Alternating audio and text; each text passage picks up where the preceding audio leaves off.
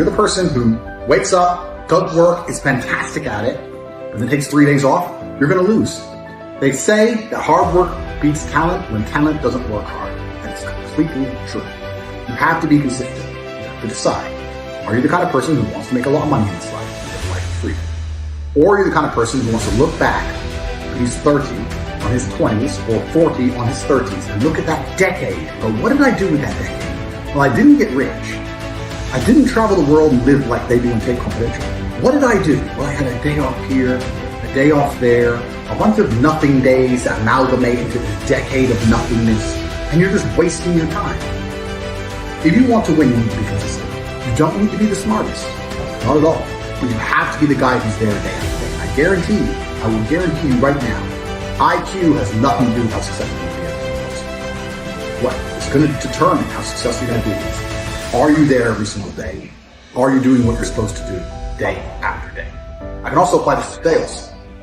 I knew guys who were terrible on the phone. Back in my day in sales, you used to have to call companies.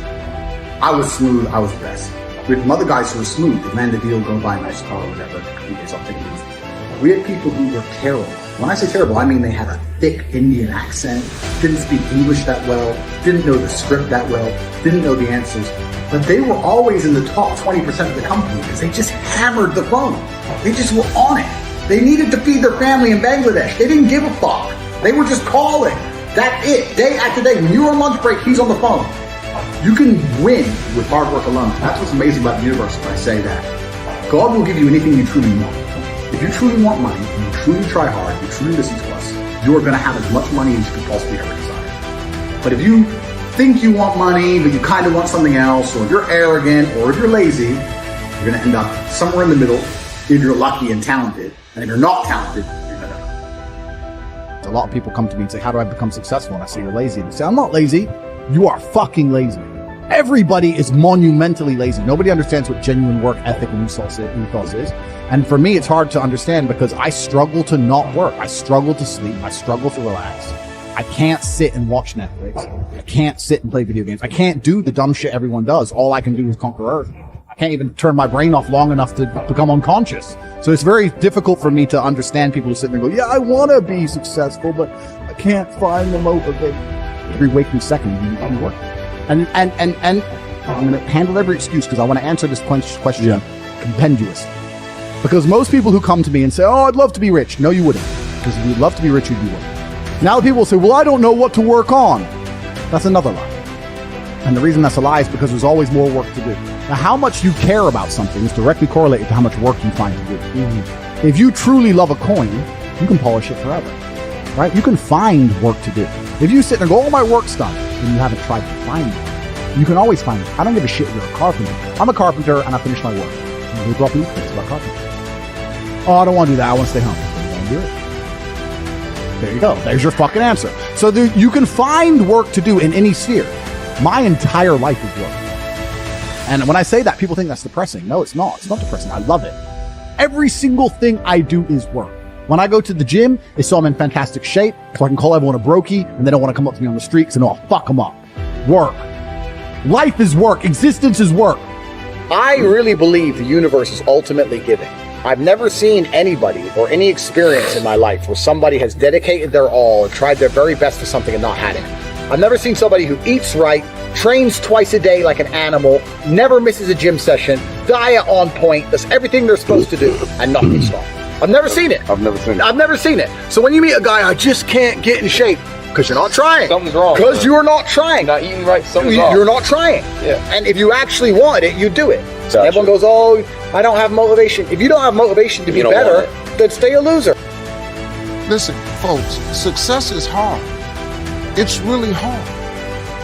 There are nothing but difficulties in achieving your goal. We just need to get that part straight. It's not easy. It's hard changing your life.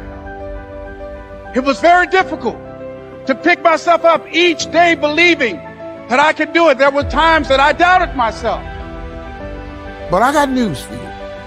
Having lived in a car for 3 years, being not successful is hard too. Now here's the difference between the two hards. When you are not successful, There are no options. You can't decide where you're going to dinner. You can't decide if you're going on vacation. You can't decide what you're going to eat. On the road to success, it's hard, but it creates options for you. Many of you know that God will make things uncomfortable to get you out of your comfort zone, to put you in a place of purpose and destiny where you can stretch your gifts that you didn't even know you had, to rise to the height of your calling and soar above your adversities and fly like the eagle you were created to be. And here's what I want to say to you. For those of you that have experienced some hardships, don't give up on your dream.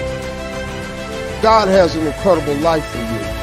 But you got to be willing to go through something to get to it. Success ain't free. They ain't passing out money, man. That ain't how this works.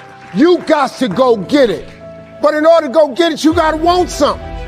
You got to have stuff you dream about.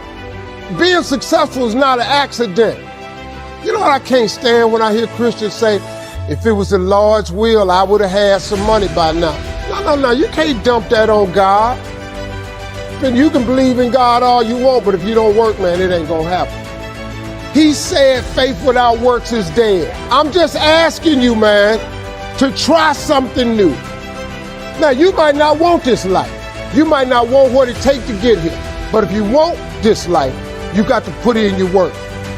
Now, if that ain't what you want to do, then good luck. You keep doing what you've been doing, you're going to keep getting what you've been getting. I would try something else if I was y'all. Too many people in society fall back on the word luck, not knowing the circumstances of someone else's success. You see people who do big things and you automatically say, wow, that guy's so lucky. And let me tell you how insulting that sounds to somebody who has literally grinded to build something worthwhile. Don't say, wow, that guy's so lucky. Say, hey, that's a fortunate dude. He's very fortunate. When you say, oh, that guy got lucky, you're telling the universe and you're telling yourself subconsciously that you believe that you are not in control of your circumstances. And guess what? If that's what you believe, you aren't. So I'm going to ask you guys to please stop using the word luck when you talk about other people's success and use the term fortunate. It's going to help you out and it's going to make you sound like not an asshole, okay?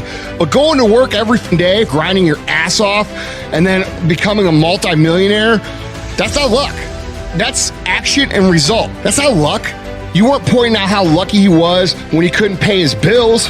How about when he made less than what you made for the first 15 years, holding on to his dream? You weren't there saying he was lucky. Or how about when he's working at 2 a.m.? Or how about when he's working on weekends and holidays when you're out celebrating with your family? Where were you? So quit using the word luck and start using the word fortunate. It's going to make you sound like not such an asshole, because there's nothing more insulting to somebody who grinded their ass off than when someone says he got lucky. Quit believing in luck, because it doesn't exist in terms of action and reaction, and start believing in work. Start believing in results that come from your actions. And when you do that, guess what? That's what starts to happen. So many people in life, we all know these guys, right? They peaked in high school, they were quarterback of the team, and they're like, bro, back in the day, I was the man. And they haven't done anything with their lives, right? And we see these people all the time. And the reason these people don't progress is because they focus on the glory days, the things they have achieved in the past. If this is you, you have to stop this behavior. When you focus on this, guys, that is energy that you could be putting into actually improving and focusing on the task at hand, which is today.